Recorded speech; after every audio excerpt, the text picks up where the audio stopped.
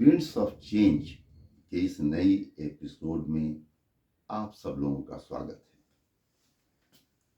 आज हम हड़प्पा सभ्यता या जिसे हम पूर्व में सिंधु घाटी सभ्यता कहते थे के योजनाबद्ध शहरी विकास की बात करेंगे। हम देखते हैं कि प्राचीन जितनी भी सभ्यताएं जो समकालीन थीं, उसमें हमको ऐसा योजनाबद्ध शहर कहीं भी देखने को नहीं मिलता है। ये हमारे लिए बहुत बड़ी बात है, गौरव की बात है कि भारत, या फिर हम कह रहे हैं कि यूनाइटेड भारत, जब पाकिस्तान नहीं बना था उस वक्त हमारे देश में इतनी बड़ी सभ्यता इतने विस्तृत पैमाने पर हमें देखने को मिल रहा है। पहले हम इसे सिंधु घाटी सभ्यता कहते थे, इसलिए कि हमारा विचार था कि यह सभ्यता सिंधु घाटी में ही फैला।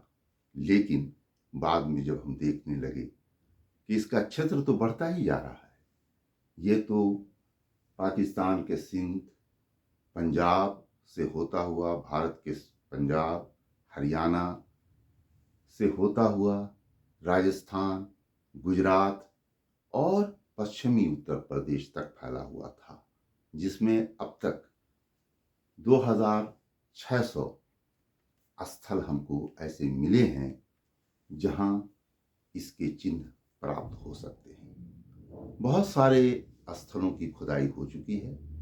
हमारे सामने उस शहरी सभ्यता के बड़े सारी बातें आ चुकी हैं, लेकिन चूंकि अभी हमने उनके लिपि को नहीं पढ़ा है, जैसा कि हम मेसोपोटामिया की लिपि को पढ़ चुके हैं, इजिप्ट की लिपि को पढ़ चुके हैं, इसलिए कोई साहित्यिक सोर्स, लिखित सामग्री हमारे पास नहीं है। जो भी जानकारी हमको प्राप्त हो रही है वो इन खंडों की खुदाई से हो रही है। इस शहर की जो सबसे महत्वपूर्ण विशेषता थी वो इसका शहरी सभ्यता होना, योजनाबद्ध तरीके से शहर को स्थापित करना। यह सभ्यता 3 चरण में मानी जाती है। एक तो 2600 ईस्वी पूर्व से पहले की, जब ये बढ़ रहा था, बन रहा था, और 2600 से 1900 ईस्वी पूर्व, जब ये पूरी तरह से एक समृद्ध सभ्यता का शक्ल ले चुका था। अब हम देखेंगे कि ये शहरी सभ्यता क्यों और कैसे है। जब हम खुदाई से प्राप्त खंडों को देखते हैं तो देखते हैं कि एक बड़ा योजनाबद्ध तरीके से शहर को विकसित किया गया था। एक जगह नहीं, हर जगह थोड़ी बहुत अंतर हमको दिखाई जरूर देती है, लेकिन वो अंतर भी एक रूपता को दर्शाता हुआ दिखाई देता है। हम सबसे पहले देखते हैं कि शहर कैसे बसा हुआ था। शहर 2 हिस्सों में बटा हुआ था। एक हिस्सा जो ऊंचाई पर अवस्थित होता था, जो पश्चिम की तरफ होता था, उसे हम गढ़ कहते हैं। दूसरा, उसके नीचे का हिस्सा जो आम शहरियों के लिए था, उसे हम निचला शहर कहते हैं। ये शहर 2 हिस्सों में विभक्त पाया गया है, लेकिन कहीं कहीं, जैसे लोथल में, हम देखते हैं कि नगर 6 हिस्सों में बटा था और 6 हिस्सा एक चबूतरे के ऊपर बनाया गया था। जो गढ़ का क्षेत्र था, उस क्षेत्र में हम सार्वजनिक जगहें देखते हैं, जैसे मोहनजोदड़ो में महान स्नानागार या विशाल अन्नमय भंडार, और बहुत सारी जगहों पर हम छोटे छोटे अन्न भंडार भी देखने को मिलता है।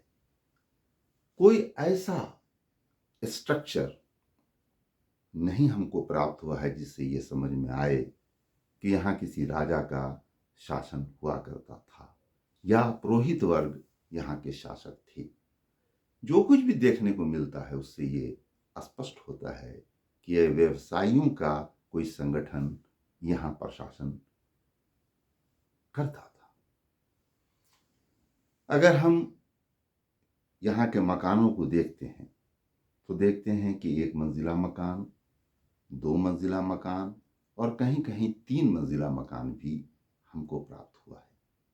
इन मकानों को देखने के बाद जब हम देखते हैं कि इसके अंदर हर मकान में एक स्नानागार हुआ करता था, मकान से पानी बाहर निकालने के लिए नालियां हुआ करती थी, जो नाली सड़क के बड़े नाली में मिलता था और वहां से वो पानी बाहर शहर के चला जाया करता था।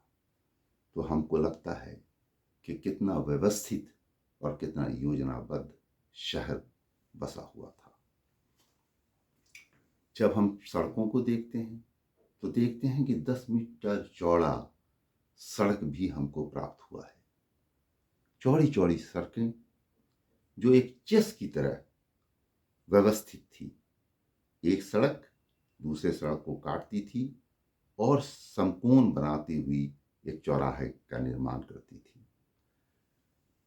उन सड़कों पर जब हम देखते हैं तो वहां पर हमको लैंप पोस्ट तक मिला है, जिससे ये साबित होता है कि रोशनी का प्रबंध भी उन सड़कों पर लोगों ने किया हुआ था।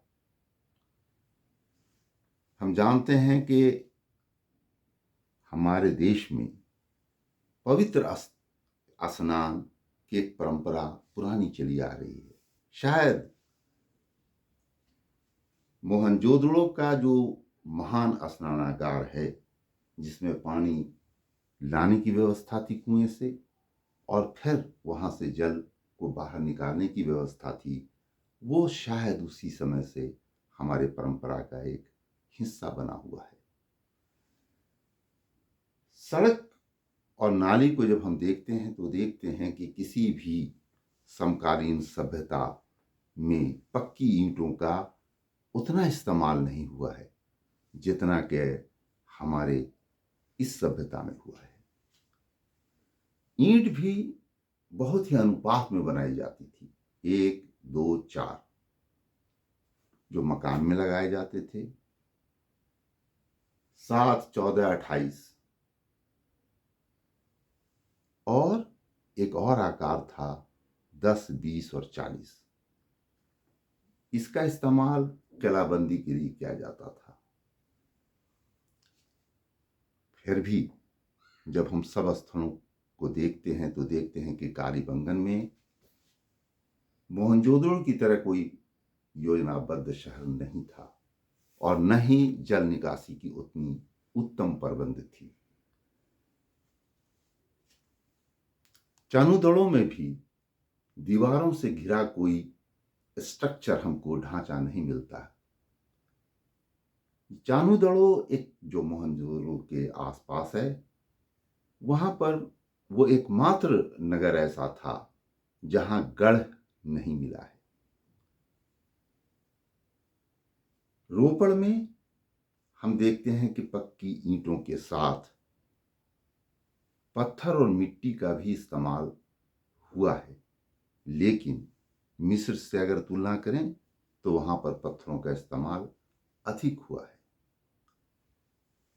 एक बात जो हमें विशेष रूप से अपनी तरफ आकर्षित करती है वो है शासन व्यवस्था कि आखिर इस शहर को बसाने वाले लोग कौन थे, कौन उसको व्यवस्थित रखते थे।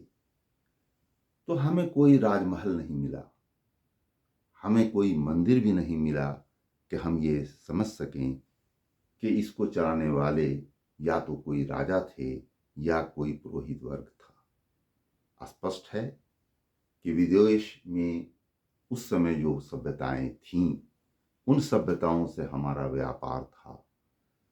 महान विशाल अन्न भंडार का मिलना भी इस बात का सबूत है कि जनता को कभी भी भूखमरी का शिकार न होना पड़े और हमारा व्यापार भी दूसरे देशों से चलता रहे, चाहे वो अन्न का हो, कपास का हो, कुछ कीमती पत्थरों का हो। और मेसोपोटामिया के लिखित दस्तावेजों में हमें भारत की इस सभ्यता का जिक्र मिलता है। इससे ये पता चलता है कि हमारा व्यापार समकालीन सभ्यताओं के साथ बहुत अच्छा था। लोथल में यद्यपि कि शहर दो हिस्सों में गढ़ और आम नागरिकों के हिस्से के तौर पर नहीं होकर के 6 हिस्सों में बटा हुआ था, लेकिन वहां पर जो एक खास बात दिखाई देती है वो है बंदरगाह। बंदरगाह का पाया जाना इस बात का सबूत है कि हमारा व्यापार समुद्री रास्तों से भी हुआ करता था। हमारी मोहरें मेसोपोटामिया में मिली हैं। मेसोपोटामिया की बहुत सारी चीज़ें हम तक पहुंची हैं। रास्ते में बहुत सारे बसावट थे जहां से हम कहीं तांबा निकलवाते थे, लेकर अपने यहाँ आते थे। कहीं हमें टिन प्राप्त करना होता था, क्योंकि ये कांस्य युगीन सभ्यता थी, तो हम उसका भी व्यापार करते थे। और लेपिस लाजुली और दूसरे बहुमूल्य पत्थरों का भी हम आदान प्रदान करते थे। उसके बड़े सारे बीट्स मिले हैं हमको, जिससे ये साबित होता है कि ये चीज़ें हमारे यहाँ नहीं प्राप्त थी, फिर भी ये कहीं से आया हुआ था। जहां तक शासक वर्ग का सवाल है, हमें कोई बहुत हथियार नहीं मिले, एक जगह नहीं, सभी अगर उत्खनन स्थलों को देखा जाए तो हथियार का अभाव दिखाई देता है, जिससे यह साबित होता है कि कोई सैन्य ताकत इसको नहीं चलाती थी। ये व्यापारियों का समूह शायद चलाता था। ये एक तरह का शहरी बसावट था, ये एक सिटी स्टेट था। बहुत सारी दुनिया में ऐसी जगहें हैं जहां सिटी स्टेट हुआ करता था। तो भारत का ये गौरवान्वित करने वाला इतिहास, जिसे हम हड़प्पा संस्कृति के नाम से जानते हैं, वो एक शहरी सभ्यता थी और शहर भी बहुत ही विकसित और योजनाबद्ध थी। मुझे पूरी उम्मीद है कि इसके इंट्रोडक्शन से जब आप किताब पढ़ेंगे, इतिहास की पुस्तकें पढ़ेंगे, तो आप उन बातों में जहाँ जहाँ समानताएं दिखती हैं उस पर भी ध्यान देंगे, और जहाँ समानताएं नहीं दिखती हैं उसे भी आप नोट डाउन करेंगे, ताकि जो भी प्रश्न आपसे पूछे जाएं उसका सही सही उत्तर आप दे पाएं। धन्यवाद। जोहार।